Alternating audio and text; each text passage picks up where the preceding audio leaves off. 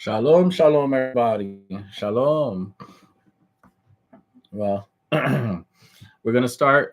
This is Rabbi Manuel. Y'all guys know me from Beth Machaseh, Messianic Congregation, and this is Why Torah Tidbit. And as I say every week, it's supposed to stay a tidbit. But I actually wanted to go into something interesting today, and my hope is that we can go deeper into it in the coming weeks, touch various aspects of this concept. But I just wanted to go off of one verse technically, but we're going to read the context of it, not the full context, but enough to kind of understand where the writer of this letter is coming from. So, shalom to all of you who are online and who will be online later on. In fact, you know what? I like to have my physical copy with me. Give me 1 second, please. 1 second.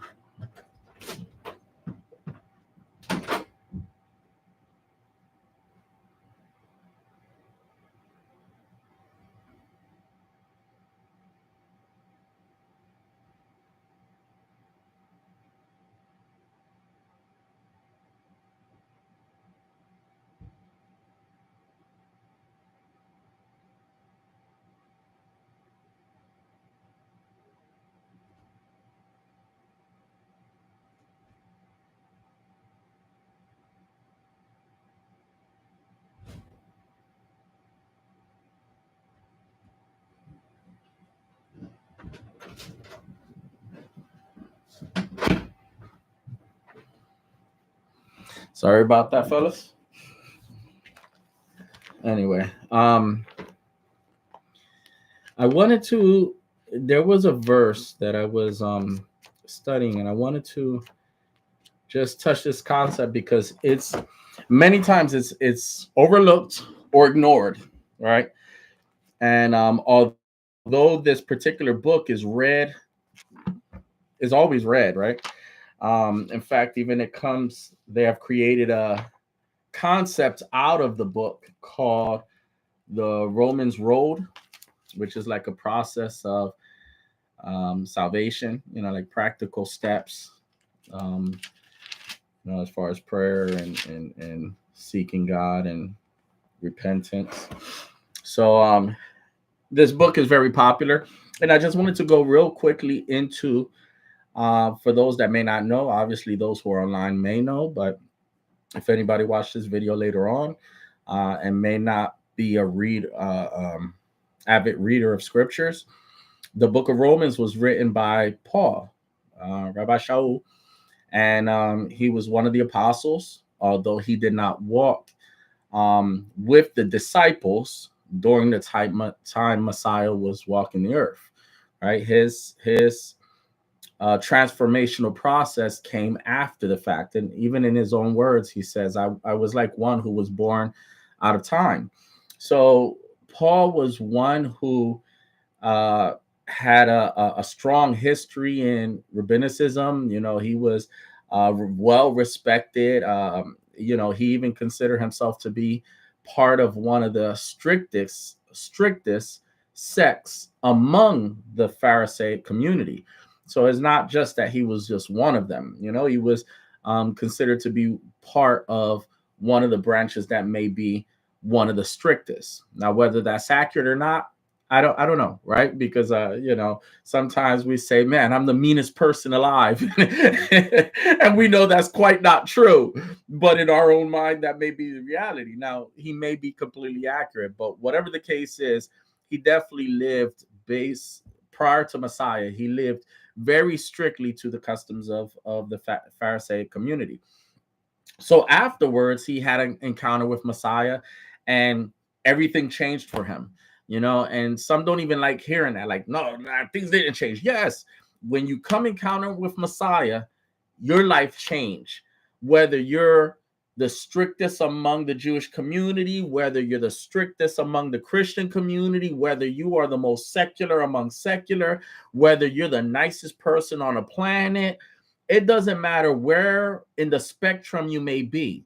When you encounter Messiah, your life will be transformed. You will be changed.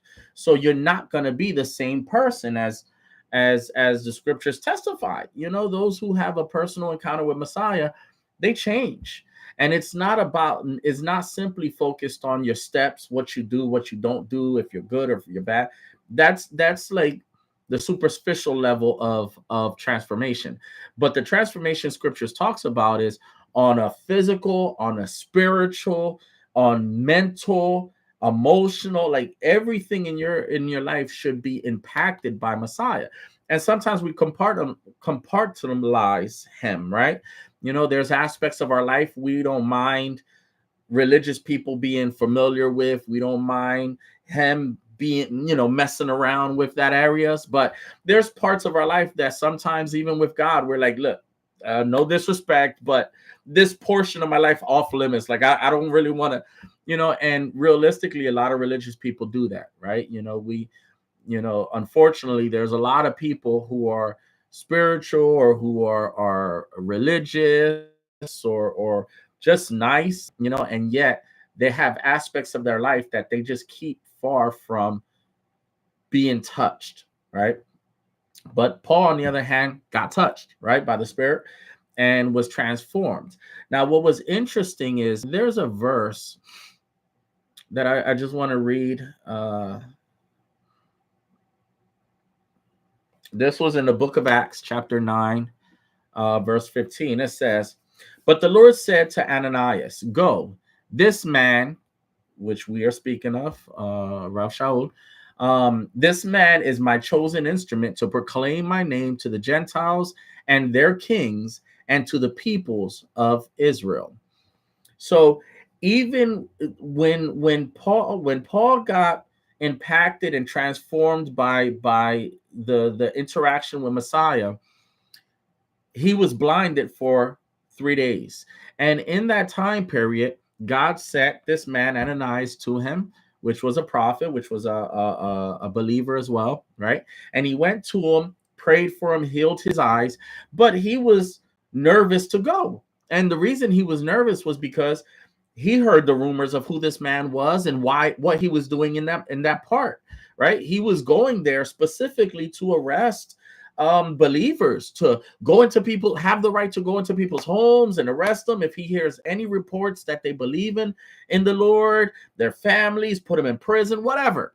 He had a legal letter to be able to go into those areas and to represent the Sanhedrin, so which is like the Jewish court in Israel. So why is this so important? This man Ananias was very nervous and very scared, and he went and told the Lord, "Look, this guy has a reputation." And the Lord said, "Look, I need you to understand. I have chosen him." So first, we had to realize Paul was chosen.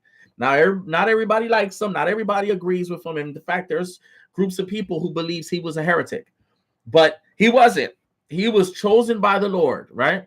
And he told them what he was going to do. He said, "I chose him as an instrument so he can go to the Gentiles and to their kings and as well as to the people of Israel." Pretty much everyone, right? It wasn't just the average Israeli. It wasn't the average Gentile. It was even the rulers.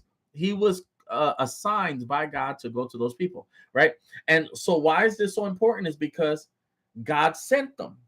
More specifically, sent them to the Gentiles. That was the first class of people he referred to. Now, we know, according to Paul said, first to the Jew, then to the Gentiles, right? So even though God assigned him to go to the Gentiles, whereas he even said, "My gospel is unto the Gentiles," as Peter's gospel is to the circumcision, which is just the terms used for a Gentile, non-Jew, and for a Jew or Israelite.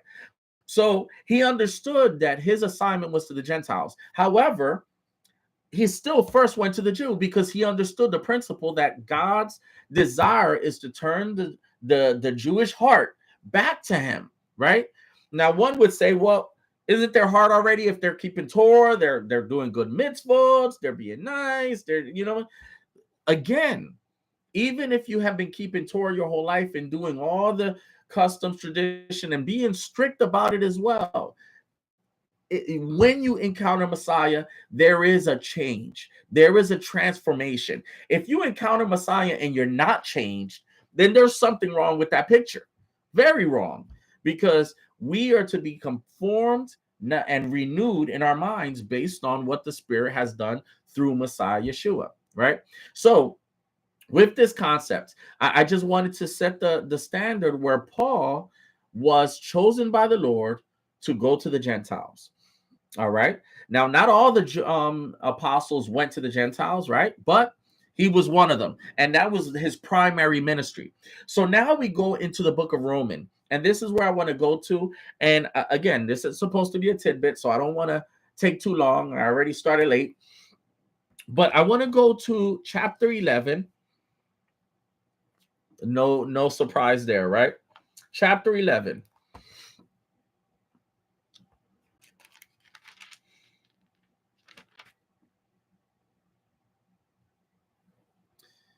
Let me pull this up.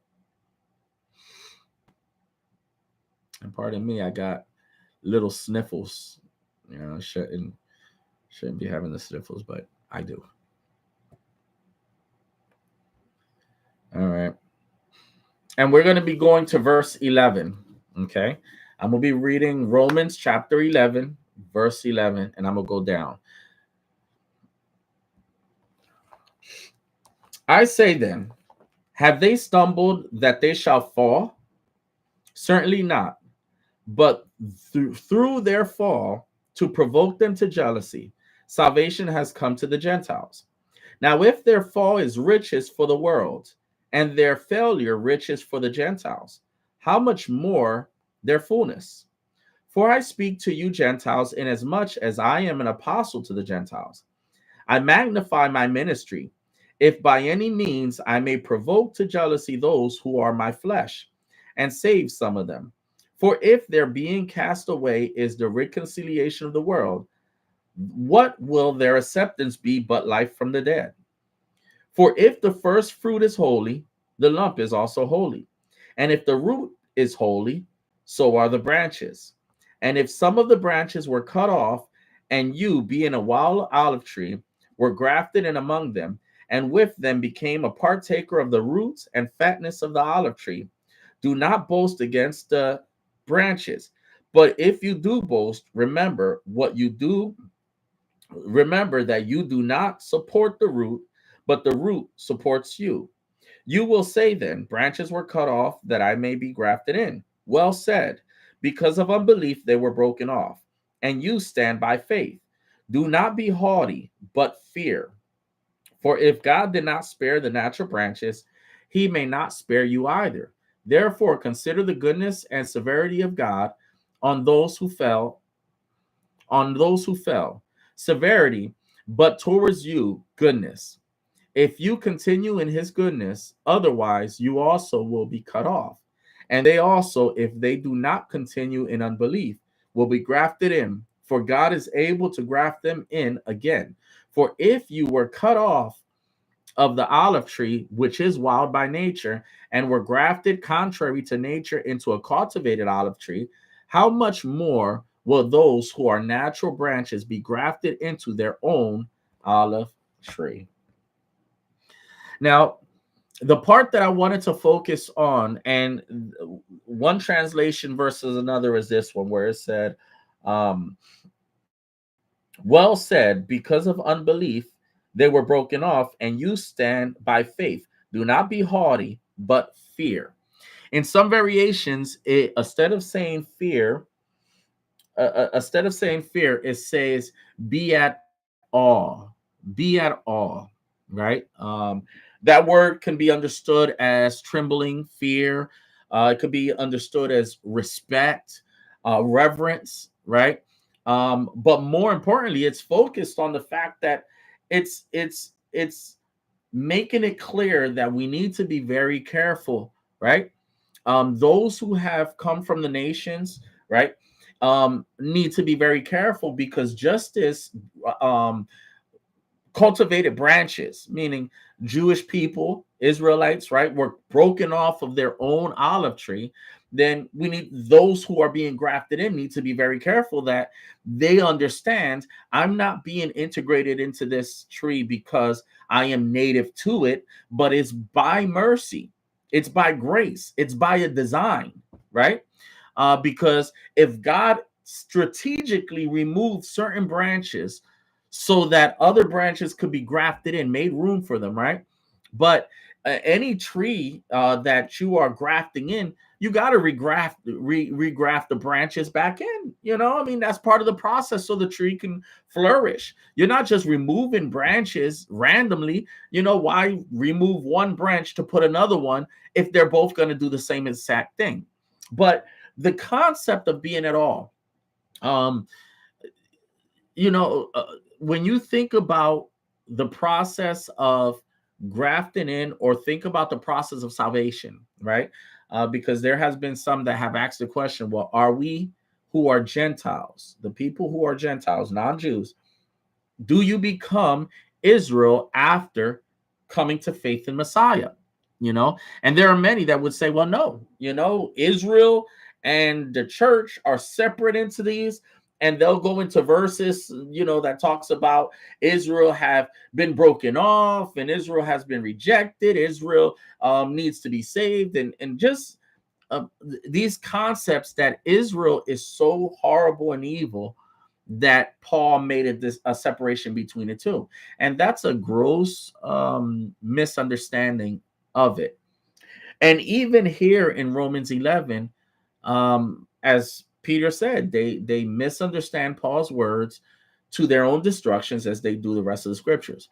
Now, I want to just say real quickly, my desire is in hopes that if you are listening, you consider yourself from the nations, you would come and say, you know what, I've been a believer for a certain amount of time. I've been seeking the Lord. I've been going to this church, and I've been taught that Israel is a horrible entity, that we replaced them, we pushed them aside, we are better in some way, and live on that reality. Even when you speak to Jewish people, you may be condescending, you may be ignorant or rude, right? That has happened many times. Well, Paul was very specific. First and foremost, he said his ministry is to the Gentiles for the purpose of bringing jealousy to the Jewish community, right? But then he goes into this elaborate explanation of two olive trees, which we'll probably be able to get into, the beauty of an olive tree, right? That is grown in Italy, right? And even Italy in biblical times, right? And there is distinctions between olives, and some are beautiful, right? And even the scriptures compares us to an olive shoot, right? The righteous to an olive shoot, which is like the little branches, the little shoots that comes out of an olive tree. So our children are even identified with that, which comes very rapid, and is beautiful. But maybe another time we can go more into that. But what I wanted to focus on was the fact that as believers, when you first come into the faith and we're learning, we're growing, right? You may be a Gentile, you may be a Jew, and you're coming to the faith and you're like, I gotta learn, I gotta approach, especially as a Gentile, especially as someone that is foreign to the customs and the ways and traditions of Israel. In fact, even as many people in churches may study the scriptures, they don't even have Jewishness in their thought. It's just not part of the story. That's been pushed aside. Is the equivalent of trying to learn about the Indians that lived in the land of America before Americans. Like, some people are like, why do I care who they were, what they did? It has no bearing to me. But the truth is, Christianity was birthed out of the Jewish faith, literally. In fact, when you listen to Paul speaking of Gentiles coming into faith, when you read in the book of Acts and he debates and he talks about this subject, he never makes a separation between the entity that is understood to be as the church or the Kehillah, the community, versus Israel. He doesn't make that separation as if there are two distinct, or better yet, Judaism. He doesn't make it as a distinct. Scriptures always refer to the faith in Messiah as a part of Israel, one of the faiths. You know what I mean? Is a Jewish belief, right? Is in fact, if when Paul was speaking and he made the declaration, he said, "Look, they're just persecuting me because I believe in the promises made to our forefathers. You know, I'm walking the path, what they refer to as the way. It was promised by the prophets, and we're just living it out now." So he doesn't make a distinction. But I wanted to just, because I don't want to lose too much time. This concept, it was asked. I was reading a pastor who was responding to a question: Are we Israel? And man, how he broke it down, it was so sad that the way he painted Israel was so negative that it was like God's intent to bring the Gentiles into the community of faith was intended because Israel was so horrible, they needed to be replaced. And again, if that's the basis of your belief, then you have to be at all, because realistically, none of our righteousness is good, right? Scripture says your best righteousness is but dirty rags. If we're going to be honest, even as believers, man, we realize how horrible we are. Even Paul said it. He said, man, the things I don't want to do, I keep doing. And the things I want to do, I'm just struggling to do it. This was Paul, who was healing and rebuking demons after 3 days and being shipwrecked, but still somehow surviving. You know, God opening up the prison doors out of his worship. Like, this was a serious believer. And yet the Lord demonstrated that even in his life, his righteousness, he's seen as dirty rags. He said, everything good in me that I brought to the surface is nothing. It seems as is worthless. Now we understand it doesn't mean that it's actually worthless. He's just saying, in comparison to Messiah, it's nothing, right? So here we have the branches who were broken off. And again, I don't want to go too deep into this, but one of the statements was made that the root is referring to Messiah, right? The olive tree as a whole is Messiah.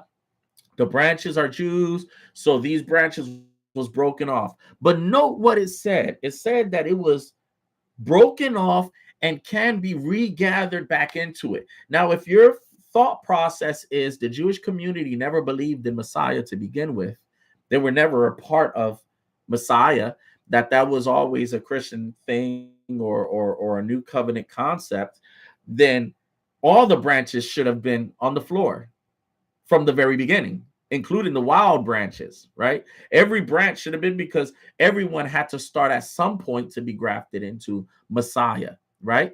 But yet it identified two classes of trees: one wild by nature and one cultivated. And if you look at some of the way he speaks, he says, "Oh, you who were wild by nature, or you who was without God and alienated from his covenant and promises, were brought near." This is what he's referring to, a tree, right? Even when Yeshua healed, and he was healing the eyes of the man, and he said, "What do you see?" And the man opened his eyes, and he was like, "I see trees walking around." He was in the smack dab of Jerusalem. In fact, he probably was in Galilee, which was a area where Messiah frequently ministered, right? But what did he see? He seen people who were trees. He didn't see branches walking around. He seen trees walking around. Why? Because we are representative in the form of trees as well as branches, right? So here we have a wild tree that have branches, right?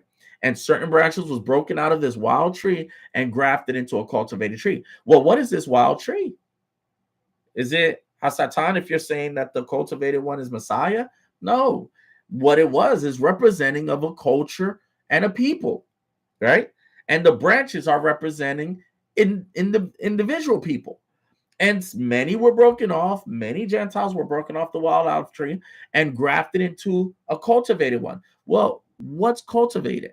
It means that it was tended to. It was, pruned, and it was watered, and it was put, what tree was cultivated by the Lord? It was Israel, right? The one that he said, "You're the apple of my eye. my beloved, the history of Israel is the history of God. Okay. So why is this so important? Because if you don't understand these 2 points, it's so easy to get lost, right? So if these two are representing a class of people and the branches are representing individual people, that means there was people who were broken off of the wild tree and grafted into another tree, but all the other branches are still on the tree. Are you understand what I'm saying? So those who choose to reject the gospel, to reject God, they're still interconnected with the system of the world. They're still interconnected with a group of people who have rejected God, right? And if they're going to be broken off, they're not broken off to just sit on the ground. The illustration is they're broken off so they could be grafted into another tree, a tree that has already been cultivated. But in order for them to be put in, there was branches that needed to be broken off, but they were not rejected, and neither were they grafted into the wild tree. One would say they're horrible, they're evil, graft them into the wild olive tree. No, they were not grafted into the wild olive tree. They were placed at the base of the tree. Why? Because they can be regrafted back in, right? Even Paul said the Jewish community have blinders. Many have blinders, not all of them, obviously, but many have blinders, so that until the time of the Gentiles are completed. So I actually just want to encourage you, for those who say, well, I'm not Jewish, so I don't fit in. Or maybe you say, you know what, I'm glad I'm not Jewish because, ooh, they were horrible. Whatever your thought process may be. But as a person of the nations, the one thing I want you to understand that Paul said, when it pertains to salvation and your place in the plan of salvation, be at all. Don't be boastful. Don't be arrogant against the native branches or the tree, which is Israel. Why? Because you are by faith. And as long as they operate in faith, they would be grafted back into their own tree, right? Because Yeshua said, I did not come but to the lost sheep of the house of Israel. His goal was to come and restore the house of Israel and the promises made to her, right? Because he is the king of Israel. He's the Messiah of Israel. So, my brothers and sisters, I just want to encourage you that the Romans chapter 11 is a beautiful thing, to recognize that if you're not Jewish, that's okay, because you have been grafted into a Jewish tree, Jewish identity, right? Now, that doesn't mean that you have to go and, oh, I'm now going to eat gefilte fish and I'm going to put on time, do everything that a Jew do and just follow them blindly. No, you are following the Messiah who came to restore Israel to its proper glory, right? That it can function as the light of the world, right? But again, if you're going to be grafted into something, you're going to be grafted into Israel, into an olive tree. And if you are grafted in, you're standing by faith. That means you can't be boastful or arrogant. You can't um, mock. You know how many believers have mocked and made fun of Jews, even while driving by, like, oh, and make silly comments. Well, the reality is, Paul said, all of us stand by faith. And if we operate in unbelief, we will be either broken off or we will remain in the pagan background we may come from, right? If you are of the nations or if you are of the house of Israel, it just depends. But more importantly, I want you to understand that as he's saying, look, for if the first fruit is holy, the lump is also holy. And if the roots is holy, so are the branches. Now, what's so funny is it's the tree itself, which is Israel, has been set apart from the beginning, right? God has said, I have set you apart as my firstborn son. So it's not that he gave up his son to adopt new ones. What he was doing was cleaning up his son, right? If they got dirty, tainted, or whatever happened, right? God sent Messiah so that he could redeem Israel, first to the Jew, as well as the nations. But most importantly, if the people of Israel are holy, if the people of Israel are holy, which God says overwhelmingly that they are, that doesn't mean, that doesn't mean they're perfect, but they have been set apart for a purpose by the Lord himself. And their purpose is to worship the God of Israel. So if you are adapting those ways of worshiping, and I'm not even talking about the customs of the Jewish community, but simply aspects of worship that Israel has been doing for the ages, worshiping the God of Israel for ages, right? Reading the scriptures for ages, being a peculiar people for ages, right? Going to a facility to worship this particular God of Israel for ages, right? The church has adopted many of these customs and ways, right? So if Israel is holy, all of the branches who are being grafted in is also holy. You are also set apart, right? The scriptures also identifies you as a peculiar people. Even Peter comes and speaks and says, "Do you not know that you are priests?" And he was talking to Gentiles. The book that was written was Gentiles, right? So Israel's a nation of priests, right? But if it's a nation of priests and you're coming in to be in part of this nation of priests, what are you going to be? The servant of priest? No. You too going to have to operate and function as a light, which is why when Yeshua was doing supernatural works, he would frequently say, look, um, he will frequently say that let your light so shine so that those who see will give praises to the Most High. So we also see that whether you're a Jew or whether you're a Gentile, your purpose is to bring light into the area and space you are, allowing the Ruach Hakodesh, the Holy Spirit, to do its function through you. So if that's the case, you're operating as a priest as well, ushering in the presence of the Most High. So I just want to encourage you, regardless where your background is, Romans 11 is about you, right? If you're grafted in, then rejoice because you are a part of a nation that God created himself, right? He started with Abraham, Isaac, and every step of the way, he was picking the people and placing them all the way to the very end. But if they don't have no chance, man, who are we to have chances? The reality is, even if you're a Jew or a Gentile, at the end of the day, we all stand by grace. So I just want to encourage you. You might say, well, I'm not a Gentile, I'm Jewish, but I'm just not a believer. You know what I mean? Well, the same thing is true. I would dare to say, be it all as well. You know what I mean? If you're going to be placed back into your native position in Israel, and God has called you to be part of the body of a Messiah, recognize that it's not because you're Jewish that God is like, oh, I found another one, let me place them into a position of authority. The same thing is true of a Gentile. It's not like he's standing there saying, oh, I found another one, hopefully they'll do better than these kids. No, the reality is we all stand by grace, we all stand. But the reality is, if God, using the life of the people of Israel strategically in various ways so that you can be saved. Just a side note with Joseph, for example. Joseph got sold by his brothers. We know he's representing Messiah, but as a Jewish person, he got sold by his brothers. He went and was put in prison. A Gentile woman lied about him to his master. He went from one horrible thing to another, to another, to another, to another.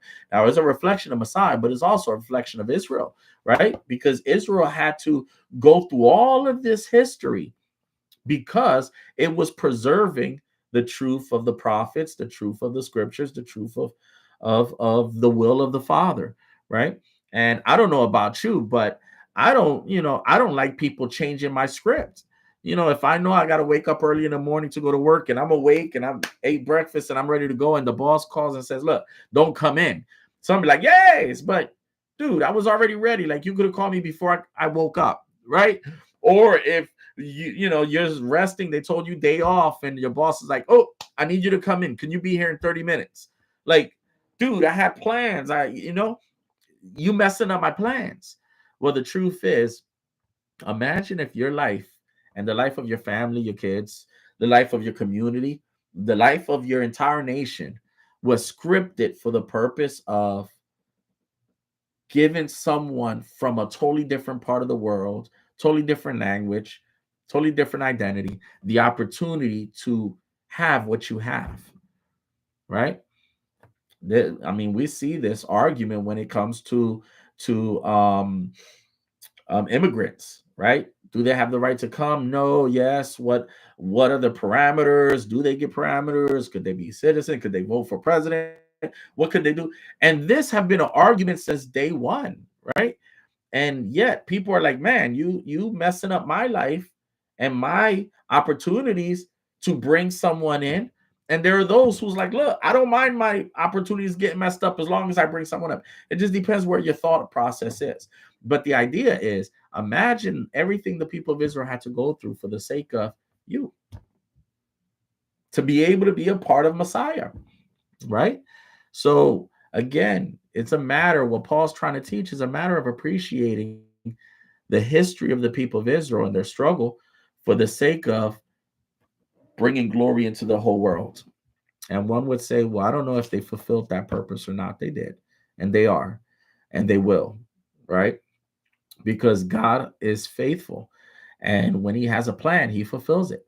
So I just want to encourage you, if you are part of the body, hey, blessings, rejoice, and realize your position in Israel as a part of Israel. You grafted in.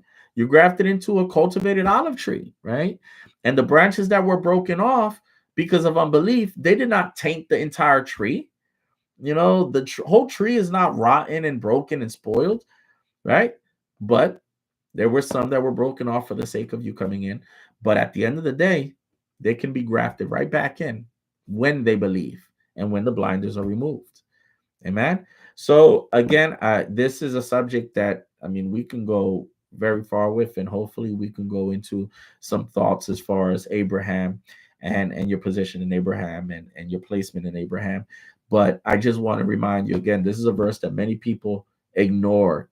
Be at all, be humble, be fearful of what, the fact that my position, our position, whoever's position, is based on faith and based on the fact that others had to be removed temporarily so that your placement can be.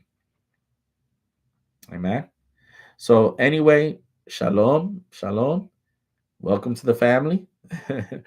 If you might be from the nations, welcome to the family.